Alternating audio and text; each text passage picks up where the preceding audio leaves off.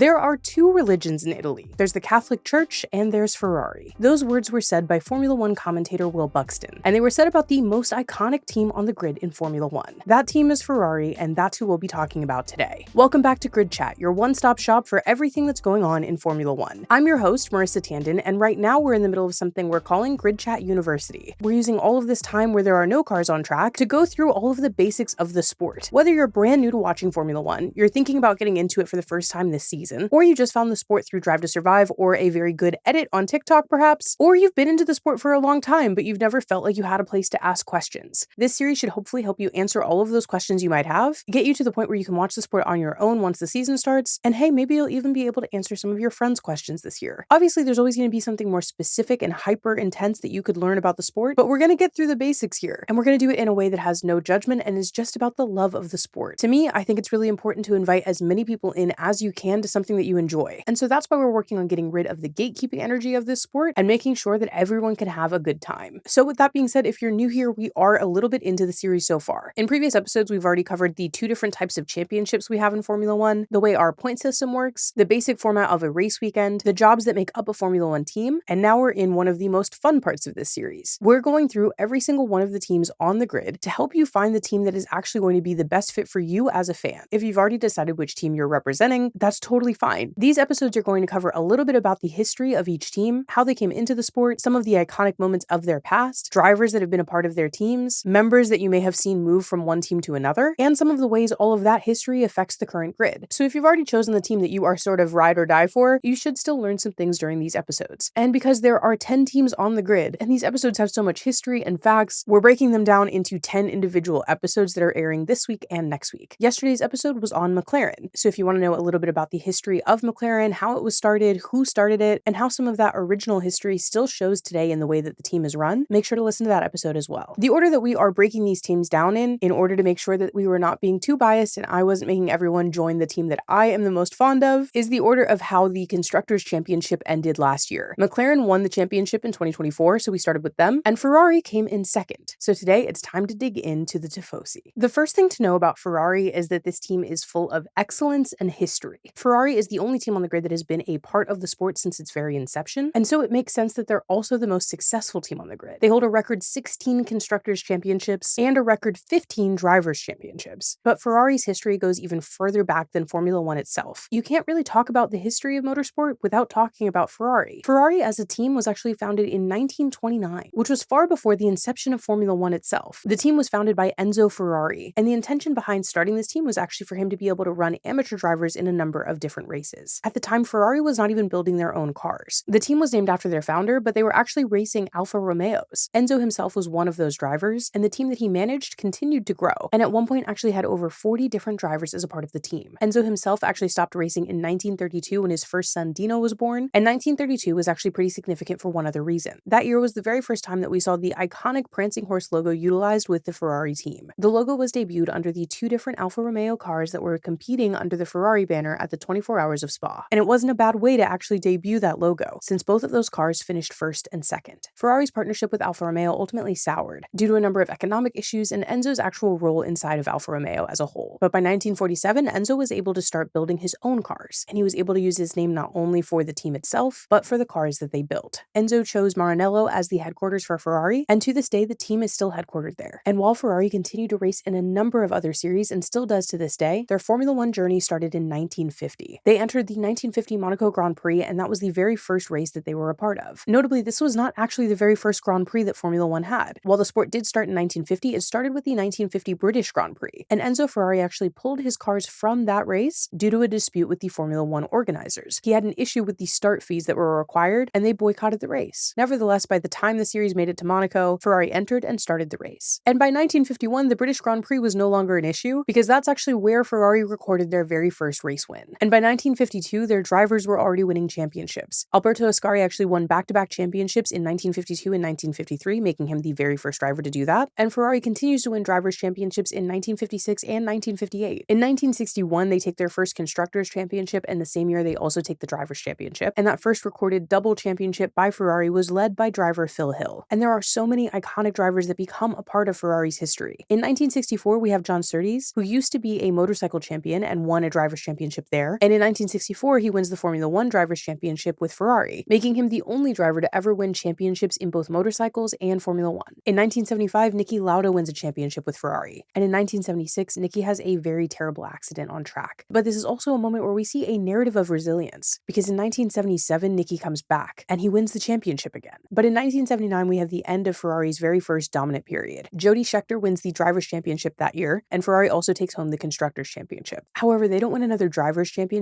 for 21 years in the year 2000. They do stay in the Constructors game, winning Constructors' Championships in 1982, 1983, and 1999. And then we enter the period of Michael Schumacher. Now, this is a name that you have definitely heard of before. Michael Schumacher is one of the most dominant and celebrated names in Formula One history. Michael Schumacher raced in Formula One from 1991 to 2006, and then again from 2010 to 2012. From 1991 to 1995, he did not race with Ferrari. And in 1994 and 1995, he won his first two Drivers' Championships. But in 1996, Ferrari, a team that had been struggling for the past few years, signed Michael Schumacher, thus beginning one of the most dominant periods in Formula One history. Schumacher and Ferrari won 5 titles back-to-back from 2000 to 2004, and those last two marked an unprecedented number of titles for a driver, 6 and 7. Schumacher retired in 2006, but he did return for a brief stint with Mercedes in 2010. And while you have absolutely heard his name around the paddock, and you may have seen his son, Mitch Schumacher's attempt to get into Formula One, you won't see Michael Schumacher around. Unfortunately, the year after he retired for the second time, he was in a tragic skiing accident, and he suffered a traumatic brain injury. He was placed into a medically induced coma until 2014, and since then has lived privately and received care at home. For Ferrari, Michael Schumacher is one of the most iconic names, but even after he left the team in 2006, we saw even more iconic names in Formula One that you may recognize come to spend time at Ferrari. Drivers like Sebastian Vettel, Fernando Alonso, and Kimi Räikkönen. But even with all of that star power, the last Constructors' Championship that Ferrari won was actually in 2008, and the last Drivers' Championship they won was in 2007. So now that you know a little bit about the history of Ferrari in Formula One specifically, I do want to take a minute and tell you a little bit about Ferrari outside of Formula One. As I mentioned at the top of this episode, Ferrari is a team that was formed far before Formula One existed, which means that they have always raced in other series, and they still do to this day. But one of the most famous eras of Ferrari, if you're not talking about Formula One, actually took place in sports car racing. You may remember a movie called Ford vs. Ferrari starring Matt Damon. That movie very much focused on the Ford side of things, but it is a pretty iconic part of motorsports history. At the time, Ferrari had been pretty dominant in the 24 Hours of Le Mans, and in the 60s, they had to go up against American car manufacturer Ford. I actually do see a lot of similarities between the story of Carroll Shelby and Enzo Ferrari, and so that's part of why I liked that piece of history so much. But I do recommend watching Ford vs. Ferrari with Christian Bale and Matt Damon, or even just reading up on the history of that dynamic. Because one of the things that's really cool about it is that actual competition in that way really forced both manufacturers to build a better car. You can still see Ferrari competing in endurance racing and the 24 Hours of Le Mans, and it's a really cool way to follow other Ferrari drivers who are not necessarily in the Formula One team. Ferrari also even has their own racing series called the Ferrari Challenge. And a little fun fact for anyone who maybe enjoyed the movie Skins or the X-Men movies, Nicholas Hoult, the actor, has actually competed in Ferrari Challenge races. Hopefully so far you've learned a little bit about Ferrari as a whole. Their history is so deep and storied, and it makes sense that some of their fandom is some of the biggest in the sport. So let's get into what Ferrari looks like right now. As I mentioned, Ferrari has not won a Constructors' Championship since 2008, but we are finally back on an upswing. Last year, Ferrari came in second when it came to the Constructors' Championship, and one of their drivers, Charles Leclerc, came in third in the driver's standings. The modern-day version of Ferrari has been plagued with bad strategy and some questionable moves, but over the past few years, we have seen some shifts in management, and we'll get into this in this episode, one very big driver change. So let's talk about the current team principal, Fred Vasseur. Fred Vasseur took over as team principal for Ferrari in 2023, and we have seen a lot of positive change with the team since. And Fred has a pretty storied history in Formula One. Part of Fred's background is actually working in lower-level series. He's won multiple Formula 3 championships, and notably, he's one of the founders of Art Grand Prix. That team has worked with a bunch of drivers, but most notably, it was also home to Lewis Hamilton and Nico Rosberg. Now, we will probably talk about the relationship of those two drivers when we get to the Mercedes episode, but it's worth noting that both of their GP2 championships were won with Fred at the helm of Art Grand Prix. In 2016, Fred made his way to Formula One as a team principal for Renault, and in 2017, he moved over to Sauber. Then in 2023, he moved over to Ferrari, where he inherited the driver pairing of Charles Leclerc and Carlos Sainz. Now, if this is your first year getting into Formula One, it's probably going to be relevant for you to know a little bit about Carlos, even though he will no longer be driving for Ferrari this season. Last year's driver pairing was Charles Leclerc and Carlos Sainz, and we'll talk about Charles first. Charles Leclerc is from Monaco, but he has been heavily adopted by the Ferrari fan base. You may also hear Charles Leclerc referred to as Charles, Lord Percival, or if you're speaking to someone who can actually pronounce this correctly in Italian, Il Predestinato, which means the predestined. You may also hear him referred referred to as the Prince of Monaco. The thing about Charles Leclerc is that hopefully from all of these different nicknames, you can tell that he is very, very well loved. Charles has been in Formula One since 2018. And one other thing you should know about Charles' debut is that he and his father had a very, very close relationship, and his father had spent a large amount of his life supporting Charles' racing career. However, before Charles actually made it to Formula One, his father became very, very ill, and when it was clear that he was going to pass away, Charles told his father a small white lie, that he had officially signed a Formula One contract and that they had achieved their dreams. Charles' father did pass away before his Formula One debut, but only a few months later, Charles actually made good on that little white lie, and then in 2019, he made it to Ferrari, where he was paired with Sebastian Vettel. And part of the reason why Charles is so beloved by the Ferrari fanbase is that he won the Grand Prix in Monza. This ended the 9-year drought of Ferrari winning at their home race, and that is where he received that Predestinado nickname. Now, last year, Charles Leclerc's teammate was Carlos Sainz, but on February 1st, 2024, we had maybe one of the most shocking moments that we've had in Formula One in a long time. It was at that point announced that Lewis Hamilton would be leaving Mercedes and heading over to Ferrari, which meant that Carlos Sainz would not be renewing his contract either. Something that is important to note, just in case you're getting into the drama, Lewis Hamilton didn't exactly steal Carlos Sainz's seat. Carlos had not re-upped his contract, and it was up at the end of last season. So when Ferrari made the decision to sign Lewis Hamilton, the seat that was open was Carlos's. We'll talk more about Carlos himself when we get to the episode about Williams, but you should know that the Ferrari fandom was very, very happy with Carlos and Charles as a driver pairing. Carlos fans are massive, and the loss of him did change the team. However, the driver they gained, this is where we're going to see a little bit of bias, because Lewis Hamilton is my favorite driver, and it's not without reason. Lewis Hamilton is a 7-time world champion, and that number of 7 drivers' championships has only been won by one other driver. We talked about him earlier this episode, Michael Schumacher. Lewis Hamilton is currently chasing his 8th. He turned 40 this year, making him the 2nd oldest driver on the grid, and he holds the record for the most race wins in Formula One, the most pole positions, and the most podium finishes. Lewis Hamilton entered Formula One in 2007 with McLaren, and that first year he finished 2nd in the Drivers' Championship, only to win the following year in 2008. Lewis eventually moved over to Mercedes, where he won his 6 remaining drivers' titles, and very much became one with that brand. However, he has said since he was a kid that he wanted to drive for Ferrari, and making the decision to move over to the team this year, while shocking because of how much he was tied to the brand of Mercedes, absolutely makes sense that he would want to finish his career here. He and Fred also have a long relationship, having worked together during Lewis's junior career, and so it'll be kind of nice to see the two of them put a end cap on Lewis's career here at Ferrari. And one of the other cool things that you get to see about this driver pairing is that Charles Leclerc grew up watching Lewis Hamilton drive in Formula One, so you'll get to see a number of really cool photos of them when Charles was a fan and just a teenager, and Lewis was driving and winning championships. So hopefully you've enjoyed getting to know a little bit about the history of Ferrari today. If you decide that Ferrari is the team that you want to be a fan of, you will become a member of the Tifosi. That's the name that we use for the fan base of Ferrari. You will also be joining a team that has a historical legacy that really has been a piece of Formula One since almost the very start, and that has a driver who really makes up a large portion of the modern DNA of Formula One. Ferrari is not a bad team to choose. However, it does sometimes come with heartbreak, as Ferrari is pretty far away from their last period of dominance. Hopefully, with the changes that have been made, we are going to see that change next year. But that is also what we in the business refer to as Ferrari Delulu. Tomorrow, we will be going over Red Bull, a team that had been the most dominant until just a few races into last season. So if you are still picking your team, let me know how Ferrari stacks up. And if Ferrari's already your team, let me know why. If you have any questions about this episode or any other episodes of the podcast, or just questions about Formula One in general, you can send those in a number of ways. If you're watching this podcast on YouTube, you can leave your questions in the comments down below. And if you're listening to the podcast elsewhere, you can either go to the YouTube episode and leave your questions there, or you can find me on social media. I am at Marissa Kumari on all platforms. That includes TikTok, Instagram, and Threads, and you can always send your questions in via those platforms. Additionally, you can join our Discord server. During the actual race season, we watch the races together, which is always really fun, especially if you watch Formula One all by yourself. And right now, you can send in your questions, get episode notifications, and freak out about any general news updates we get between now and the start of the season. I'll put the links for all of those different options in the episode description down below. And I will see you tomorrow when class will be in session again, and we talk about the history of Red Bull and whether or not they are the team for you.